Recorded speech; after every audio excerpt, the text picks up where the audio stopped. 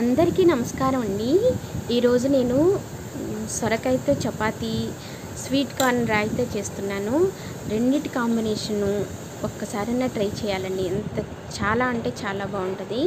ముందుగా దీనికి sweet corn అనేది పీల్ తీసి స్టవ్ మీద పెట్టుకుని మొత్తం చుట్టూ కూడా అలా కాల్చుకోవాలి. కాల్చుకుని ఓ పక్కన పెట్టుకోవాలి. ఇప్పుడు హాఫ్ సొరకాయ తీసుకున్నాను నేను. దాన్ని అలా పీల్ అంతా తీసేసి చక్కగా ముక్కలుగా కట్ చేసుకుని గ్రేటర్ తీసుకుని ఆ సొరకాయ ముక్కలన్నీ కూడా గ్రేట్ చేసుకోవాలి, తురుముకోవాలి. అలా మొత్తం తురుముకున్నాక ఆ తురుములో కొంచెం సాల్ట్ వేసి కలిపితే వాటర్ అనేది ఆ తురుములో నుంచి వాటర్ అనేది సొరకాయ తురుములో ఉన్న వాటర్ అంతా కూడా చక్కగా వచ్చేస్తుంది. ఇప్పుడు అది ఒక పల్చటి క్లాత్లో వేసుకుని, అంటే మంచి క్లాత్ తీసుకుని ఆ వాటర్ అంతా కూడా పిండేసుకోవాలి.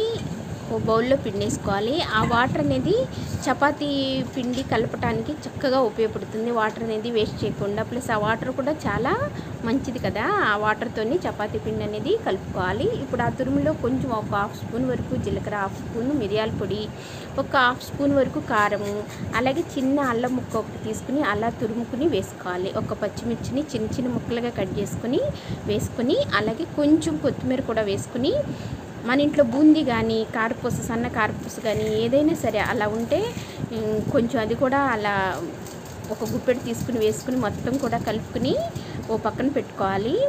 ఇప్పుడు ఒక బౌల్ తీసుకుని దాంట్లో ఒక చిన్న బౌల్ అంతా గోధుమ పిండి తీసుకుని, ఒక స్పూన్ వరకు కూడా శనగపిండి, ఒక స్పూను బొంబాయి రవ్వ తీసుకుని, టేస్ట్కి సరిపడా సాల్ట్ వేసి, ఒక స్పూన్ అండ్ హాఫ్ వరకు కూడా నెయ్యి కూడా వేసుకుని అదంతా కూడా చక్కగా కలుపుకోవాలి. కలుపుకుని మనం సొరకాయ రసం ఉంది కదా, ఆ రసంతో చపాతీ పిండిలాగా మెత్తగా కలుపుకోవాలి. అంటే చపాతీలు చేయటానికి కాబట్టి చాలా స్మూత్గా కొంచెం కొంచెం పోసుకుంటూ మొత్తం కలుపుకుని స్మూత్గా కొంచెం ప్రెస్ చేస్తూ కలుపుకుని దాన్ని ఒక క్లాత్ వేసి కొంచెంసేపు పక్కన పెట్టుకోవాలి.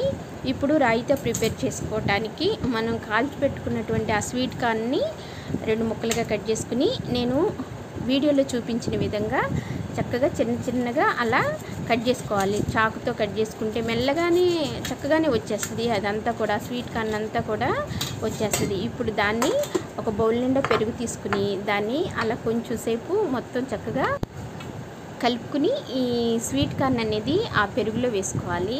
అదంతా కూడా వేసుకుని ఇప్పుడు టేస్ట్కి సరిపడా సాల్ట్ కొంచెం, అలాగే కొంచెం మిరియాల పొడి, కొంచెం పచ్చిమిర్చి చిన్న చిన్న ముక్కలుగా కట్ చేసుకుని, కొంచెం కొత్తిమీర, కొంచెం అల్లం అలా గ్రేట్ చేసుకుని కొంచెం కొంచెం వేసుకుని మొత్తం కూడా కలుపుకోవాలి. కలుపుకుని ఇప్పుడు దాన్ని తాలింపు పెట్టుకుంటే చాలా బాగుంటుంది.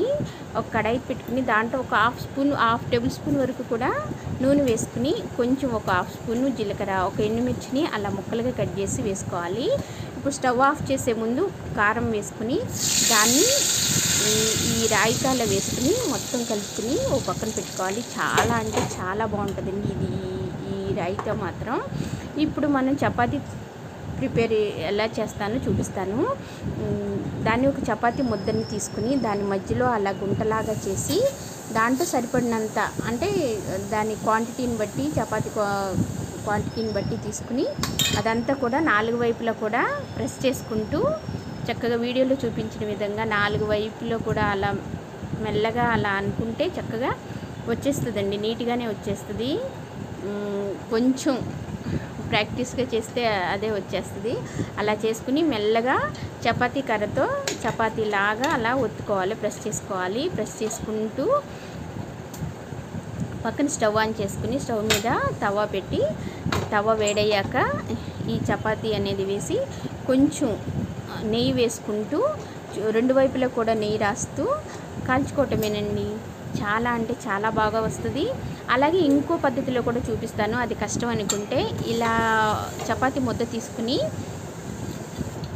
దాన్ని అలా కొంచెం చిన్న చపాతీలాగా చేసి ఈ సొరకాయ తురుము అనేది దాని మీద మొత్తం స్ప్రెడ్ చేసుకోవాలి. అలా స్పూన్తో కానీ చేతితో కానీ స్ప్రెడ్ చేసుకుని అలా ఫోల్డ్ చేసుకోవాలి. ఫోల్డ్ చేసుకుని పైన కొంచెం గోధుమ పిండిని అలా స్ప్రింకిల్ చేసి దానిపైన కూడా మళ్ళీ ఈ సొరకాయ తురుము అనేది పెట్టుకుని మళ్ళీ ఇంకొక ఫోల్డ్ చేసుకోవాలి. ఫోల్డ్ చేసుకుని అది ట్రయాంగిల్ షేప్లో చక్కగా మెల్లగా ట్రయాంగిల్ షేప్లో చపాతీ కర్రతో ఒత్తుకుంటే సరిపోతుంది. ఇప్పుడైతే కొంచెం కష్టం లేకుండా ఈ పద్ధతులు అయితే ఈజీగానే చేసుకోవచ్చు. అదేవిధంగా అన్నీ కూడా చపాతీలన్నీ కూడా అదే ప్రాసెస్లో చేసుకుని 2 వైపులా కూడా నెయ్యి రాసుకుంటూ చక్కగా కాల్చుకోవటమేనండి.